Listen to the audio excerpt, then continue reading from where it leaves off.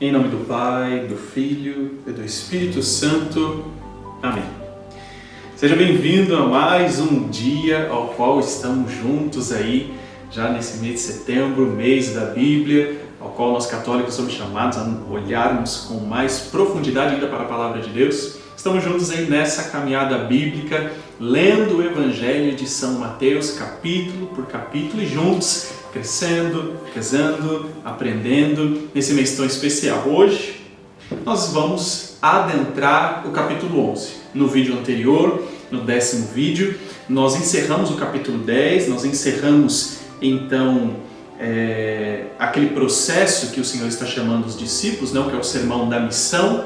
O Senhor chama os discípulos, o Senhor os orienta e o Senhor não faz nenhum tipo de promessa para eles no sentido de bonança, no sentido de que eles serão assim realizados no sentido mundanamente falando, mas pelo contrário, fala para eles sobre os desafios do seguimento. Não? E hoje nós vamos iniciar esse 11º capítulo. Gostaria com você, como a gente já está aqui em 1/3 não, dessa nossa caminhada, praticamente, queria que a gente recapitulasse algumas coisas, até fiz algumas anotações aqui, para que a gente não deixasse algumas coisas voando, tá bom? Queria que a gente pontuasse algumas coisas. Primeiro, que nós, acho que a gente já entendeu, que o Evangelho de São Mateus, ele se preocupa em tentar mostrar para os judeus que Jesus Cristo é a realização da promessa de Israel, ou seja, a salvação prometida a Israel, da linhagem de Davi, se realiza em Jesus Cristo, e Mateus então tenta fazer essa evangelização, tenta escrever sobre Jesus Cristo, mostrando para aquele povo que realmente Jesus Cristo é o Messias prometido. Então é muito importante a gente entender isso, e a gente, mais do que entendemos isso, nós vimos também alguns elementos que nos corroboram isso, né? Primeiro, lá no início do Evangelho, de fazer toda a genealogia de Israel até chegar a José, também percebemos que em vários momentos Mateus puxa algum versículo do Antigo Testamento para mostrar, tá vendo? Ele está realizando aquilo que foi prometido, não? Portanto, todos esses elementos nos ajudam a entender as motivações de São Mateus para escrever o seu Evangelho.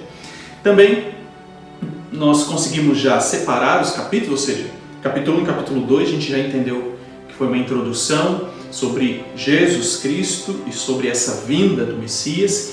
Depois nós vimos que o Evangelho de São Mateus é dividido em 5 sermões. Nós já passamos por 2 e vamos começar hoje o 3º.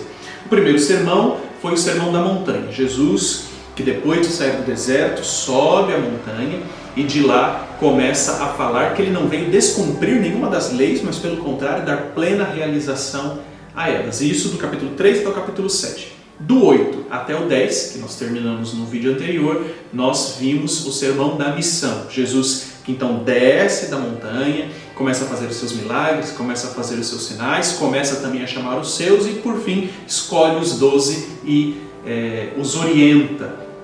Qual é a exigência do seguimento. E hoje nós vamos começar o capítulo 11 e do capítulo 11 até quase todo o capítulo 13 nós vamos ler aquilo que o que chamamos de Sermão das Parábolas. Aqui o Senhor ainda está fazendo os seus sinais, mas agora os sinais começam a vir junto com outros elementos para mostrar o que é o reino, para mostrar o que é segui-lo de verdade, para mostrar o que é cumprir na própria vida aquilo que Deus quer e tudo mais. E no final do capítulo 13, então, nós vamos ver várias parábolas do joio e do trigo, enfim, nós vamos chegar lá juntos. Então, hoje nós vamos iniciar então esse novo sermão, não, com o capítulo 11. Pegue a sua Bíblia, no capítulo 11 de São Mateus, e vamos entender um pouco o que está acontecendo aqui, tá? Do versículo 1 até o versículo 6, nós vemos que a figura de João Batista retorna. Só que agora João Batista está preso, está na prisão, só que de lá João Batista escuta falar do que Jesus Cristo está fazendo. E João Batista pede para perguntar: és tu, no finalzinho do versículo 3, diz assim: és tu aquele que há de vir ou devemos esperar outro? E Jesus, então, no versículo 4, lhe responde, vai lá contar para João Batista o que vocês estão ouvindo e vendo. Ou seja, cegos recobram a vista, paralíticos andam, leprosos são purificados, surdos ouvem, mortos ressuscitam e aos pobres é anunciado o Evangelho.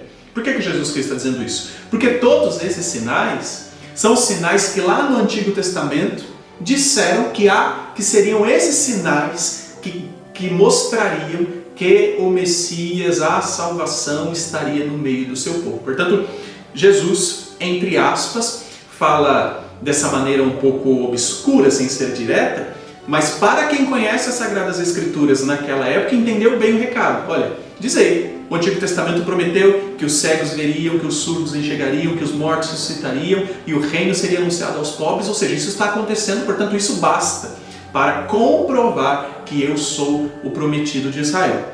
Depois, do versículo 7 até o versículo 18, o Senhor vai falar um pouco sobre a figura de João Batista, que João Batista seria o precursor, aquele que indicaria o Messias nesse sentido, e vai falar sobre a figura de João Batista, né? Até no versículo 11, anotei aqui, diz assim: em verdade eu vos digo, entre todos os nascidos de mulher não surgiu ninguém maior do que João Batista. É ele dando a João Batista o peso que João Batista tem na história de Israel e principalmente para apontar, para preparar a vinda do Messias.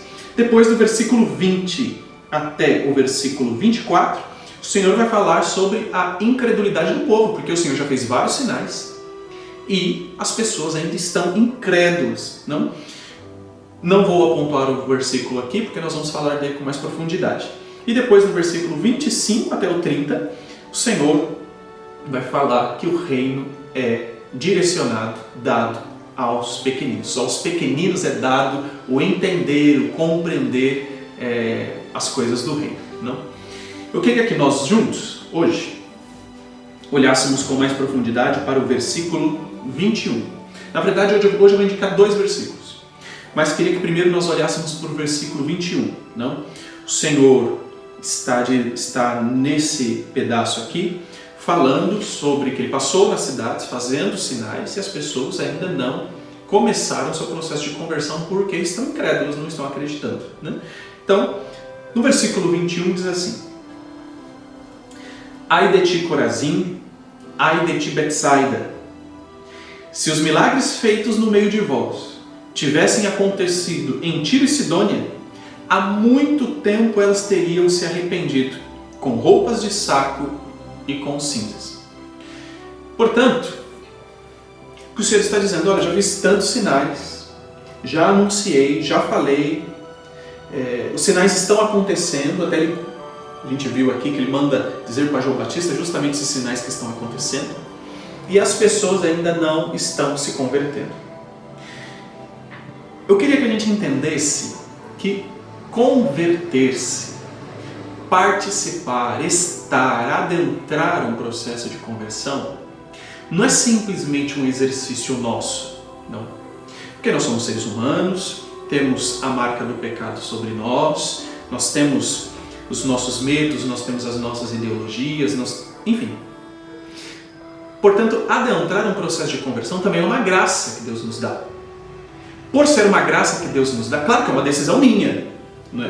Ou seja, vamos supor que eu não quero me converter e Deus me dá a graça, então eu me converto. Não, se eu não quiser, eu não me converto a nada. Mas eu quero dizer que nesse processo de conversão, o primeiro passo é eu querer. Mas há necessidade também de uma graça de Deus para me ajudar nesse processo. Um processo de mudança de mentalidade, um processo de mudança de costumes, processo de mudança nas coisas ao qual eu coloco o sustento da minha vida, a minha esperança, o meu amor, a minha fidelidade, a minha fé. Portanto, nesse processo também é uma graça de Deus. Portanto, eu queria que nós entendêssemos que muitas das vezes nós precisamos, nas nossas orações, pedir a graça de Deus pela conversão. Nós sabemos muito bem quais são os elementos da vida que para nós é difícil a conversão. Nós conhecemos, e para cada um de nós é um desafio diferente. E entendendo isso, dentro das nossas orações, nós precisamos pedir a Deus a graça da conversão. A graça da mudança da mentalidade, a graça da mudança dos costumes, a graça da mudança das atitudes. Nós precisamos pedir a Deus essa graça, que dentro de nós nos ajuda nessa transformação. É uma transformação interna, que depois vai aparecendo no exterior. Não é simplesmente uma mudança de aparência, é uma mudança muito interior. Portanto, para mexer lá dentro, para recolocar certas coisas no lugar, muitas das vezes nós precisamos da graça de Deus. Portanto, que você entenda que talvez aquele povo tenha decidido não se converter, mas talvez também pedir essa graça ao Senhor que ali estava com eles de converter-se. Porque, Senhor, é difícil crer, né? É difícil seguir, é difícil, mas me ajuda, né? Me sustenta nesse sentido. E até na oração da missa nós pedimos, né? Senhor, eu creio, mas aumenta a minha fé. E por que a gente pede que aumente a fé? Porque a gente crê, mas muitas das vezes o crer também é um desafio. Não? Portanto, nós precisamos dessa graça de Deus que vem e atua em nós para que nós possamos então nos converter como convém. E aqui eu queria falar sobre um segundo versículo, mas muito pouquinho, tá bom? Se nós formos olhar para o final do capítulo de hoje, versículo 28 e 28 ao 30 vai dizer assim, acompanhe aí comigo. Vinde a mim, todos que estáis cansados e carregados de fardos, e eu vos darei descanso. Tomai sobre vós o meu jugo e aprendei de mim, porque sou manso e humilde de coração. E encontrareis descanso para vós, pois o meu jugo é suave e o meu fardo é leve. Seguir ao Senhor é um fardo. Por isso que quis ler esse outro versículo, não? Nós estamos falando aqui de processo de conversão. Seguir ao Senhor tem o seu fardo também, porque é um embate. Mas o Senhor mesmo diz que nós podemos nele descansar. Ele nos ajuda a carregar esse fardo, não? Porque participar, ser cristão nesse mundo tem os seus desafios. Mas o Senhor, com o seu coração que arde de amor por nós, e aqui nós até invocamos a devoção ao Sagrado Coração nesse sentido, que arde por nós de amor, não nos abandona nessa caminhada, não nos deixa ao léu. O Senhor é aquele que nos ajuda até a carregar a cruz do nosso dia a dia. O ponto é se achegar a Ele, é ir atrás dEle, é confiar a vida a Ele. Senhor, é difícil crer, é difícil acreditar, é difícil fazer, é entregar-se ao Senhor. Portanto, que nós possamos entender e pedir a graça hoje do Senhor da conversão.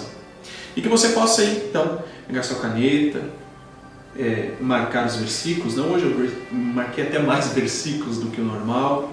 Não se esqueça, anote o que for necessário, o que o Senhor está falando com você, o que Ele pede. Permaneça mais um pouco além desse vídeo, não?